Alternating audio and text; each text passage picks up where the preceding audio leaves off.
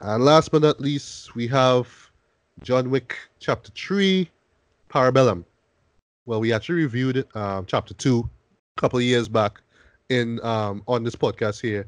I totally enjoyed it. For one thing, for me, it did not make it to my top 10, but at the time I was doing top 17 movies, and it made it somewhere between 11 and 17. But what I loved about that was how they just expanded the world that was developed in the first movie, back in 2014. 'Cause at first, when you see it, you're thinking, oh, it's just your average run-of-the-mill revenge flick. It's just in this Yeah. case, it's something as petty as, oh, well, you killed my dog. Even though in the context of it, the emotional context of it, you understand why a man like John Wick, of course, played by, Neo himself, Keanu Reeves. You understand why that would really affect a guy like him, especially with his, range when it comes to acting and whatnot, right? But you understand why a guy like he would go out of his way to wipe out, well, basically these Russian gangsters because of, killing the dog and taking his car and whatnot. But with part two, what I love with that is how they just expanded on this world. At first, with the first one, thinking, okay, a hotel with assassins, all right. But then this one you're showing is like, no, like these assassins pretty much hide in plain Pass. sight, you know what I mean? And they just waited for jobs, and there's like this order to these set of rules basically. And if you break those rules, something that comes up in this one here, then you face serious consequences. And the way how John Wick Chapter 2 ended in particular, though, just left chills on my spine. I was like, holy shit, this is Yeah. something big gonna happen here. Because essentially what happens is that, well, in case you didn't see it, he actually murders someone, On well, the bad premise. guy, yeah, on the premises of the same Continental Hotel, right? Which is against the Ricardo. rules. And because of that, he's like excommunicado, right? Comunicado, which is like the term, to describe somebody who just, broke those rules. So basically, Yeah. nobody should help him out. He had to kind of fend for himself, basically, right? And then also, well, because he killed this guy, and this was right after he became a member of the High Table, because his sister, who he hired John Wick to kill initially, had slit her wrist and killed and died basically, right, or bled to death. So because he killed a member of the High Table, now, well, now there's this $14 million bounty on him, and now it's just any man Jack who gets this message. Because this is another thing I love too, the whole idea of this like telecommunication service, if you will, but it looks really old Yeah. school, where they will just send out the contract, they will text it to people, and yeah, so any assassin who sees John Wick and they up for it, yeah, could pretty much murk this guy, you know what I mean, and claim that bounty. But before I get into chapter three, what are your thoughts so far? Well, excluding three, of course. What were your thoughts on the first two movies in So, this right. franchise? Yeah.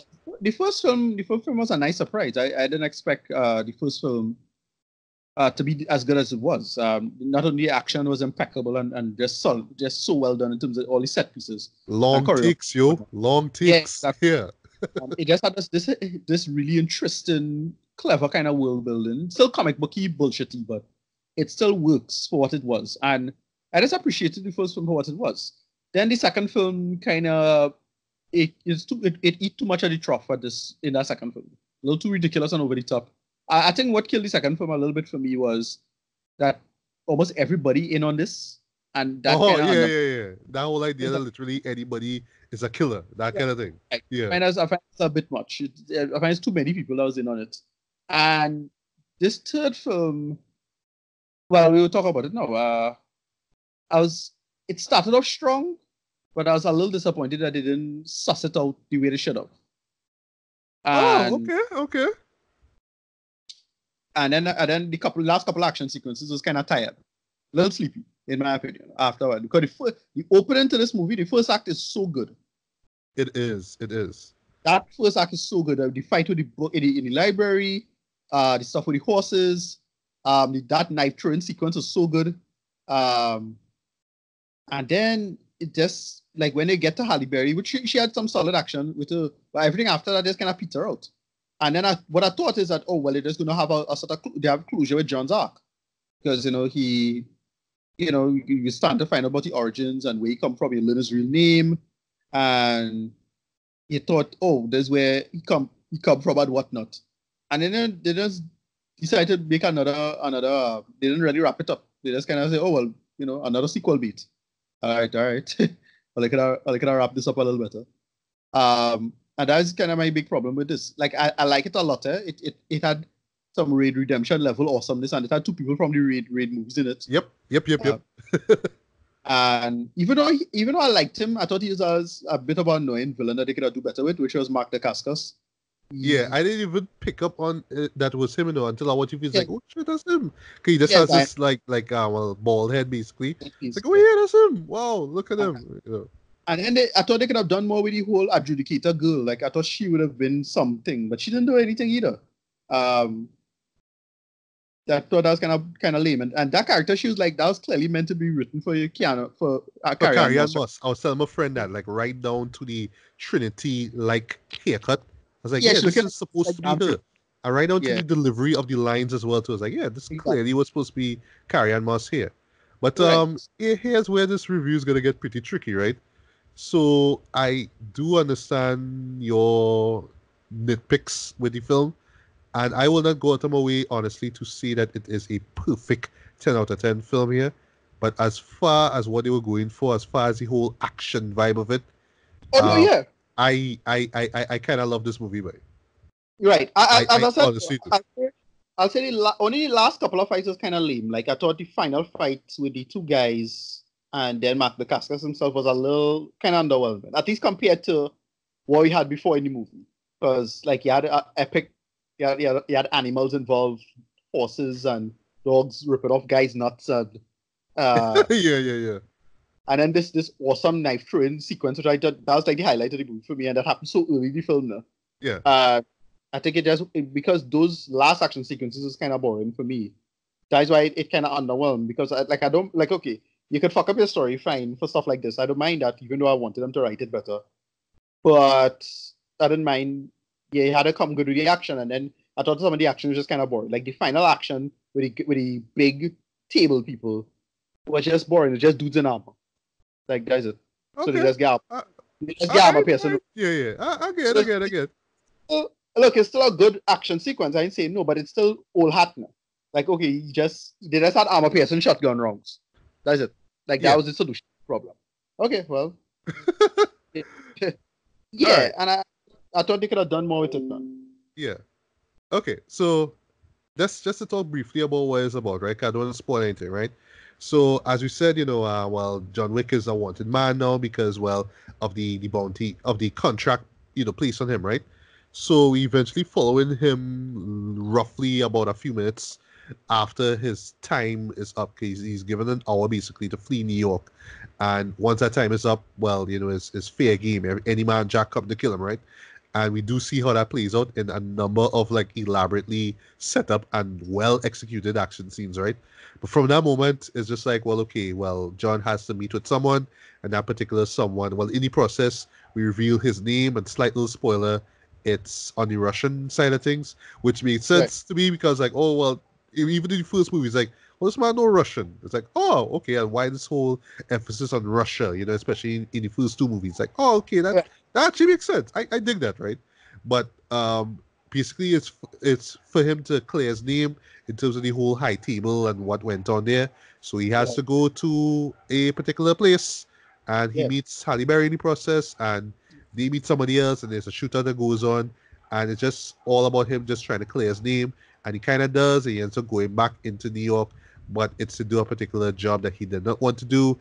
And in the process, this educator lady shows up, and her job basically, she's the educator of the high table, right? And basically her job is just to find out everything that was going on that happened, right, with the death of that guy, the villain in the last movie, and more or less rectify it. So if anybody helped John to escape, they pretty much have to kind of own up to it, swear allegiance or fealty basically to the high table, or be killed, right? And I'll just stop there, right? So yes, I understand your nitpicks. I understand where it is you're coming from with it. Although I do find the last couple of scenes to be really entertaining, even though I wish that ending-wise they could have ended a lot stronger, those fights. But I love the setup of it. I really love the set design for that sequence. It really reminded me of one of the scenes in John Wick Chapter 2, where the mirrors and the lights in the background, the sort of ambient kind of lighten and all that kind of stuff. Really cool, you know. But for me though, in terms of what Chad Stahelski, if I got the name wrong, please forgive me, right? Set up with this universe, with this franchise here. I thought that he nailed it near perfect here. It's like everything that he was working towards, he just nailed it perfectly here. You know what I mean? From the world building to the cinematography, some excellent, excellent cinematography here. To the writing and all too. And I mean, by now you kind of know where you're getting at with the John Wick stuff. It's Right. very kind of surface level stuff, characters will talk big, but there's some deep going on. There's these dry attempts at dry humor, which mostly work, how Yeah. assassins will talk to each other. It's like, wait, be like, John, Winston, I see you back. Yeah. All Yeah. right. You know what I mean? That kind of vibe that and it works here. You know what I mean? That's that whole idea that, on the No, no, surface they like look like normal characters, but the yeah. real they are cold-blooded killers. Right. No, they make it work. Like the stuff with Mark Dacascos at the hotel was great. Like he sit Oh down yeah, right next that to that, that moment was hilarious though. and I love that. he and his boys is a bunch of fanboys now. Like that's Yeah, yeah. basically what they are. And And that I like that. moment with him and Mark Dacascos actually remind me of part two with John and Common, who by the way, because I Right. rewatched it, yeah, scene stealing performance from Common though. Like I never thought that he was that badass of a killer. Cause this is not the first time he played a killer in a film. He played it before. I forgot the name of the movie, but it was something with Liam Neeson in it, or Liam Neeson and Ed Harris was in it. I forgot the name of the show. But yeah, Right. Common was playing a hitman there. But in John Wick Chapter 2, I was like, all right, I genuinely scared of this dude, you know what I mean? But Mark Dacascos was a nice little follow-up from him, and I love that they make him Japanese. Well, not that, I'm not talking about makeup, but I talk about his mannerisms, right? The way how he Right. accepts the Right. job and how he sent his goons who pretty much like moving like It's, all it's ninja-like basically with it. it's basically Iron Chef. That's basically what's going on there. Yes, yes, yes, Right. exactly. That big Iron Um, Chef thing. and the comparisons between him and John were really great as well. Because pretty much they move like samurais here, you know what I mean? And Yeah. John Wick, yeah, they really nail the whole samurai thing, right down to the way how John talks to people or like the higher ups, where it's like, all right, I will serve you. I will do it as I have to do this. Even one moment where I watch, I was like, yeah, this is some Yakuza shit right there, you know what I mean? Him having to sacrifice a body partner. That's all I'll say. But the person who he does that to caught me off guard though. It's This the is what boy I love about the whole world building aspect of it, working where on old it's man. yeah, where they go to different countries basically. So slight little spoiler, they go to Casablanca, and basically he has a meeting someone in the desert. So just knowing that somewhere in that area of the world, it have high table members, it have assassins there is like pretty amazing. Because they really expand on the world building here in leaps and bounds here. Um, so as far as acting goes, well, I mean, by Keanu Reeves standards, yeah, he's excellent in this though. He nails his character down well enough. He will say what it is he had to say. He will emote as much as he can emote. He still does the whole kind of dry, yeah, you know what I mean? he Yeah. still does those kind of lines, those BC new lines and stuff. The way how he will kind of growl a little bit when he's talking. He does all that. I don't know if there's ever a moment where I ever saw John smiling in any of these movies, though. I don't think I ever saw him smiling in any of these shows, right? Especially this one. I didn't see that at all. But Right. what he sells, of course, is his physical acting. He does that so well. And I'm not just talking about the fighting, but moments where where you really see him as just a vulnerable character. I mean, yes, he could throw down, he could fight, he could shoot, he could do headshots as much as somebody playing Unreal Tournament. But when it comes to him being vulnerable, when it comes to like moments where he's being shot or stabbed at, you really feel those moments like, damn, when he kind of like kicks punches, like, yeah, you're feeling that, right? And it's just enough for you to kind of not care so much about the character, but just kind of wonder if he'll just survive through all of this. You know what I mean? That's really when you go into these shows, though, like into John Wick. Really wondering, dude, how you survive this, man? You know what I mean? But it's not like some kind of Superman kind of thing where he Right. falls off a building and he lives. You know what I mean? You do see that there is pain involved, especially in his journey for, well, not so much for revenge, but just to clear his name, right? I was glad to see characters like Ian McShane. Of course, he had to come back as Winston. My boy Lance Reddick, Sharon. I'm glad that they gave him some stuff to do. A couple of cool action scenes because I was wondering how come they never gave him an opportunity to do that, but he did his thing Right. there. Lawrence Fishburne, I thought was great as well. Scene stealing as Right. well as the Bowery King. I thought that Yeah. he would have get a chance to, be a little more fierce again, but unfortunately, no, kind of. But this is where the whole sequel baiting comes in. But Yeah. stand out for me though, apart from Keanu, had to be Halle Berry. Yeah. Yeah. She come true. And what makes it work too, because, like, and I'll talk about references in a bit, right?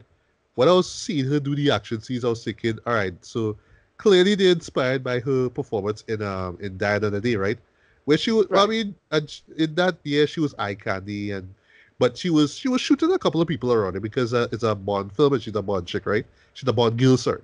But in Yeah. this one, she just kicks ass, too. I was surprised that she was actually like, doing little spins and all that kind of stuff, like what, and tackles, like what John does. But she was doing a Yeah. majority of the shootouts, the headshots and all that kind of stuff. And Yeah. yeah, she really held her own, but she really sold that to me. But I thought that she was great.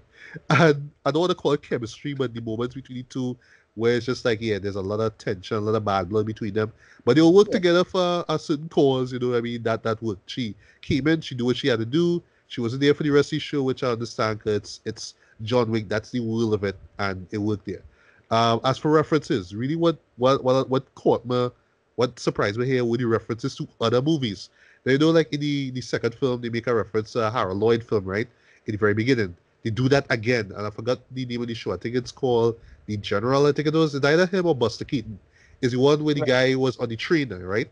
And just like the last two films, basically, this is really like a tribute to stuntmen, but true and true. Yeah. Just showing stuntmen doing their thing, but yeah, the stuntmen just put so much effort into this, but like the stuntmen in this movie need to get a round of applause. Like I was one of the few people who No. Yeah. thought Yeah. that Like like everything stunt from people needed to get like a nomination at the Academy Awards, but I was like, yeah, the people who work on John Wick, boy, had to get a nomination, boy. But in yeah. this one Yeah. here, it's like, yeah, boy, yeah.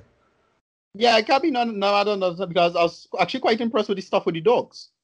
Yeah, yeah. Um. Stuff with the dog. How, Yeah, well, the dogs basically it's two dogs that Harry owns, and yeah. yeah, like on command they just rush, they bite you, they aim for your nuts, and it just had so much great moments. So one moment in particular, with how one of the dogs was able to tackle a guy on a roof.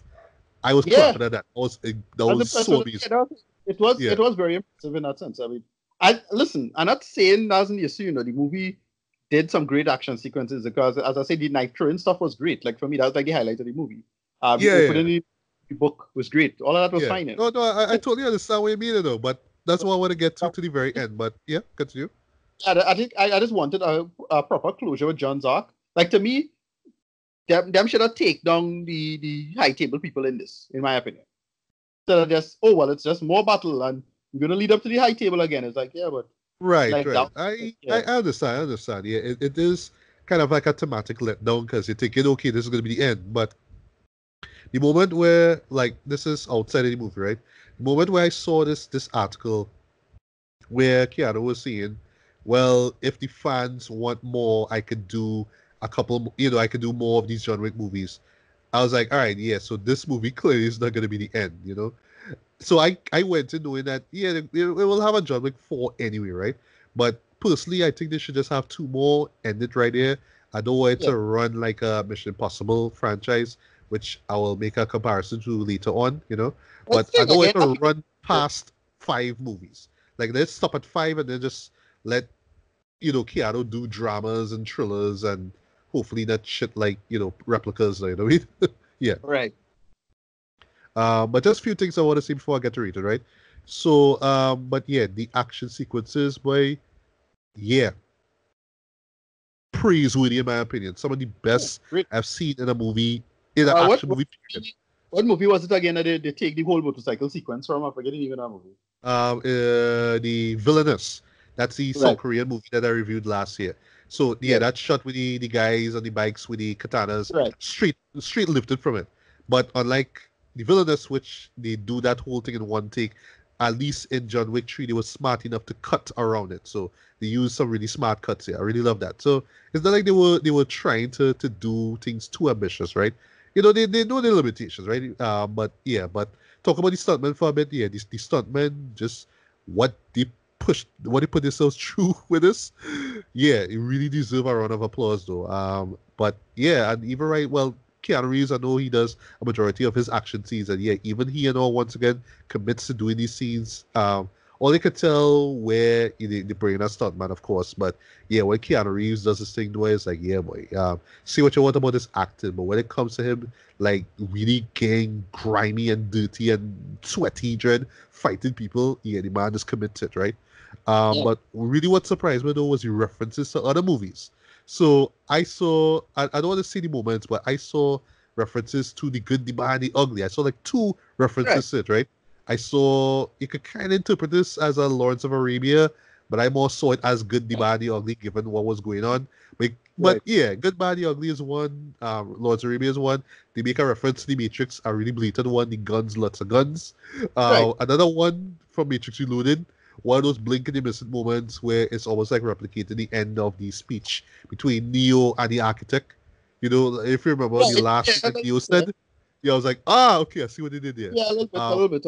I'll see that. yeah, the neo noir stuff still looks great. The cinematography Yeah. It looks so looks good. goddamn good, though. And Yeah.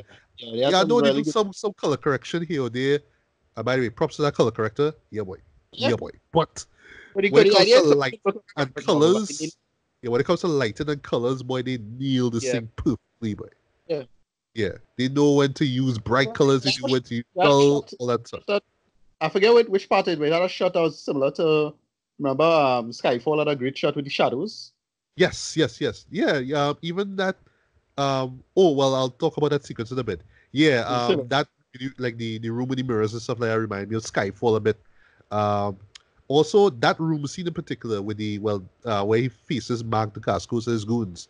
Like at first I was thinking, okay, yes, it looks similar to the scene with Ruby Rose and the other killers in chapter 2, but then it hit me. This is Game of Death though.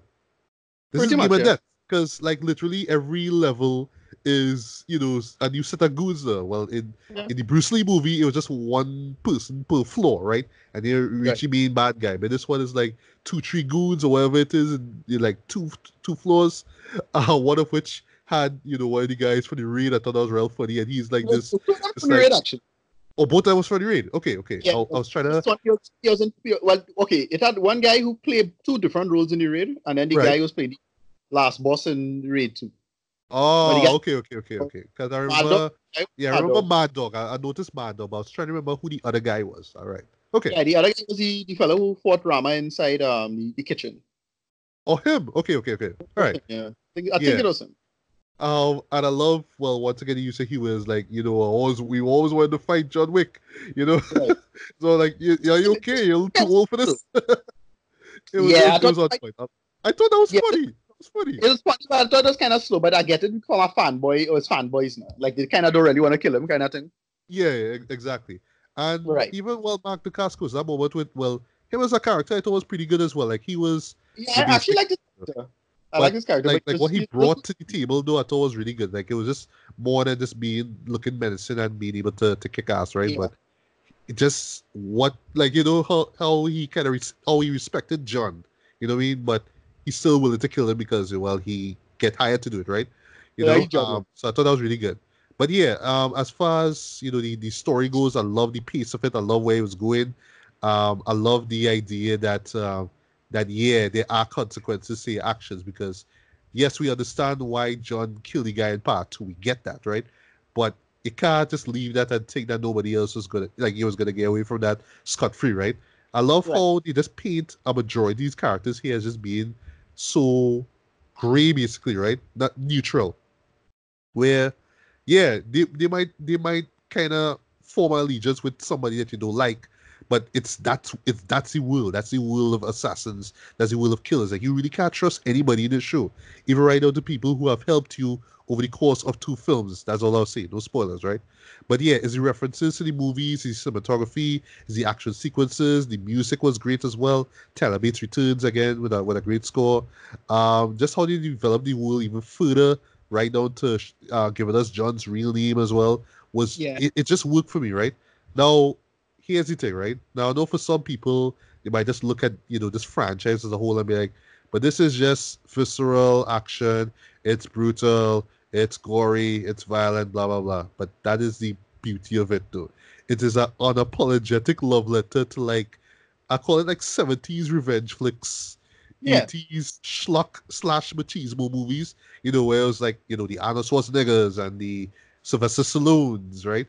And then 90s blockbuster action filmmaking, right down to, the 2000s with, the influence of the Matrix. So it just celebrates all thing action. It just really celebrates the genre itself. That's what I love about this movie. It's just this big send up love letter to the action genre. It's unapologetic about it. It even if you find certain things to be corny or unbelievable, or like, why everybody doing this and why everybody throwing knives and why the fights are the way they are, it's just that is what it is. That is what the world is. And to me, I was just in love with this show. I was in love with all that. But in no way would I say it's just some kind of big masterpiece. It's similar to like how I would rate something like that last Mission Impossible Fallout, right? Or Mad Right. Max Fury Road. Like, treat them as action movies. Rate them as action movies. And if you want to get a little bit more technical, you could read them as, great movies in general because of the, you know, the technicality that went into them there, you know what I mean? But you're not going into a John Wick movie expecting some great grand story and fully fleshed out characters. You get exactly what you expect from a movie like this. And three movies in, it's like, yeah, I get my money's worth for this. So once again, compared it to Mission Impossible Fallout, so I would say the same praise that people were giving Fallout, right? And don't get me wrong, Mission Impossible Fallout was pretty good. It was a really great action movie, but it just Yeah. wasn't one of my favorite movies of 2018 because I think mainly because I'm not too big of a fan of the MI series. Yes, I mean I Well, love them as popcorn movies, but no, I the would same say like I problem. just love everything about them. You know what I mean? No, it's a similar problems I had with that film I have with this because it's just the resolution of certain characters and how you're gonna deal with that. Like so, when the twist was revealing Fallout, it just kind of fell flat, and then they decided to use the villain again, and I was like, yeah, but the villain was perfect the last time around. Like, why bring him back? Stuff like Yeah, that. yeah, yeah. I understand. Just the actual set And pieces and execution were great. yeah, and just a couple things. Well, last things last, right? So for me, I understand exactly maybe where it didn't really feel like a satisfying conclusion. It could have wrapped things up, but I went in and kind of saw it coming anyway. Like, I know they wasn't gonna wrap this up over the course of 2 hours and 10 minutes anyway, right? But I am Right. definitely excited to see where they go next. But I don't want them to overdo it. I say they should stop at 5. You know what I mean? If they go in that Right. way. But I would say, just in general, Keanu should be proud of himself with this because this is exactly what the Matrix franchise was supposed to be. You have three great movies and you have the potential for more. But because he dropped the ball with the last two movies, he's just like, well, yeah. But this one, Right. it was consistent from the from the first movie up to now, and I have a feeling that the next one is going to be better, or at least as good, if not better than this one here. But right now, at the moment, I would say that hands down, this is the best entry in this franchise. And yeah, I would go out of my way and say this is one of the best action movies of the year. And I'm going even further, one of the best movies of the year in terms of just entertainment wise. Like, once again, and that, because like I'm not saying like this is some kind of tour de force kind of movie. You're so amazed by the writing and the dialogue and all that kind of stuff. You are amazed by the action. That's what it is. You go in for action. You get a lot of action. You get this crazy world that kind of makes sense in the world of John Wick, and just badassery from start to end, and just this unapologetic love letter, like I say, to classic action movies. And last thing I'll say, I forgot to mention, lot of James Bond worship in this way. A little bit here. A lot of James Bond and Indiana Jones worship. Like when they were going into the Middle Eastern countries, I was like, yeah, this is straight up James Bond. This is straight up Indiana Jones. So it's just really a tribute to action in general. And like that one shot of the little clip from the old movie, in the beginning of chapter 2, they just expand on that alone though in chapter 3 here. So in short, because I know I'm rambling too long about this, they just stepped everything up. The directing stepped up, the writing stepped up, the action scene stepped up, Keanu Reeves stepped up. Everybody came in, did an excellent job here. And yeah, I totally love this show here. So no, it's not a big masterpiece, but as far as action movies go, yeah, hands down, one of the best I've seen this decade, period. So yeah, for me, this gets a light 4.5 out of 5, man. This is definitely worth checking out. This is one of the best movies I've seen this year. Just go in with your popcorn and your drink, and you will just have an absolute blast with this. If you don't like action movies, that's the only reason. That's the only way I would recommend. That's the only reason. Sorry, I recommend you do not watch this. But if you've been loving the series thus far, if you love action movies, if you love all thing action, then yeah, you need to check out John Wick Chapter 3, Parabellum. So, Yeah. what is your rating, Ricardo? I give it a high. I give it a movie tongue. High movie tongue actually. All right. The good is very good, but I was just still underwhelmed with the fact that I thought a couple of last action sequences could be a little stronger, and then because stuff like that need to build now. And I just was annoyed at the fact that it didn't have a proper closure. That was most of the issue. It's like, oh, more sequel beats. Okay, well, whatever. So that is it for me. So I know I don't hate I didn't hate it. So I had actually a lot of fun with it. But I was just a little underwhelmed with the end. That's about it. Okay, fair enough. Well, here's hoping that that Keanu Reeves gives us a little few more years in his 50s. Okay, he's in his 50s right now, so he's like right now he and Tom Cruise should be like going neck to neck in terms of just like actors in the 50s who still could be badasses, you know what I mean?